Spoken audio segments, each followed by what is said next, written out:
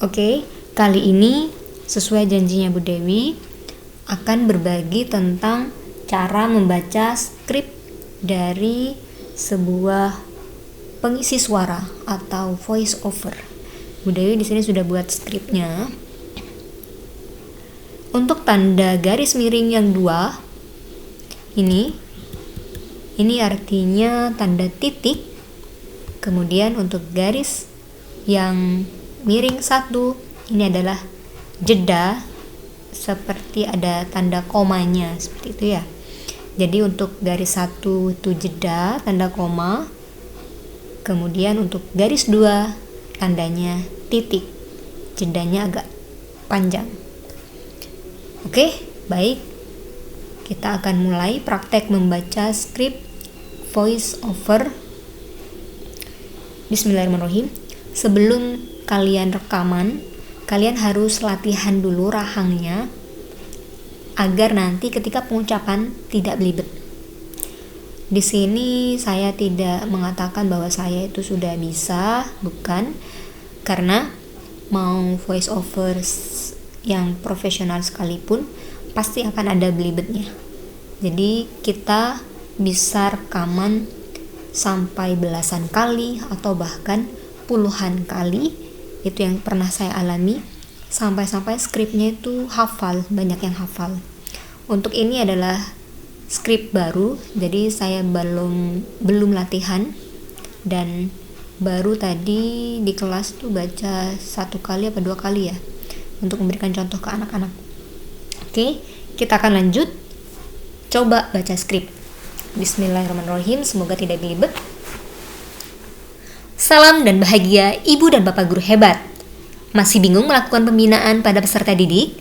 Perkenalkan, saya Dewi Astuti, guru kelas 5 SDN Sumedang 2 Kabupaten Pamekasan. Video ini bisa Anda jadikan sebagai referensi dalam melakukan pembinaan dan berkomunikasi dengan peserta didik.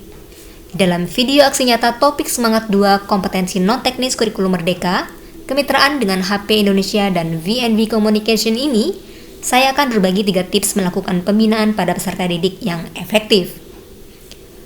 Pertama, posisikan Anda sebagai teman dari peserta didik, bukan sebagai guru. Dengan begitu, Anda akan mudah masuk dalam dunianya dan memahami perasaannya. Kedua, jadilah pendengar yang aktif. Tunjukkan bahasa tubuh yang membuat peserta didik nyaman berdialog. Diulangi.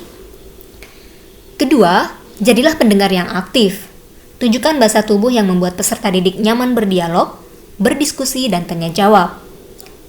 Menjadi pendengar yang aktif maksudnya, Anda mendengarkan apa yang diceritakan untuk memahami kondisi peserta didik, bukan menjawab atau berdebat, memarahi, atau bahkan menasehatinya. Di akhir pembinaan, Anda bisa memberikan umpan balik dengan diawali sebuah pertanyaan. Bolehkah Bu Guru memberikan umpan balik?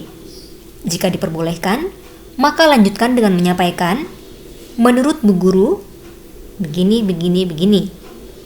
Kemudian, akhiri umpan balik dengan menyampaikan, keputusan ada padamu, Nak. Ulangi, bukan nak, tapi nak. Kemudian akhiri umpan balik dengan menyampaikan, keputusan ada padamu, Nak. Kamu sudah mengerti mana yang baik dan tidak baik. Hal itulah yang dilakukan oleh seorang coach, karena pada prinsipnya, coach bertugas menginspirasi peserta didik.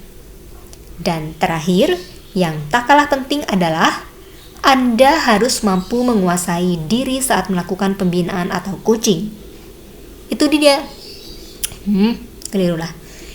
3 tips dari saya. Semoga bermanfaat dan selamat belajar, Ibu dan Bapak guru hebat. Salam dan bahagia. Nah, itu dia. Jadi masih ada belibet-belibetnya sedikit, tapi tidak apa. Kalau misalkan ada yang belibet, ulangi lagi rekaman dari atas, atau ulang rekamannya di bagian yang kalian belibet ya. Untuk nantinya bisa pakai edit audio, bisa disatukan ya. Seperti itu contoh voice over atau pengisi suara ketika membaca skrip. Terima kasih, semoga bermanfaat.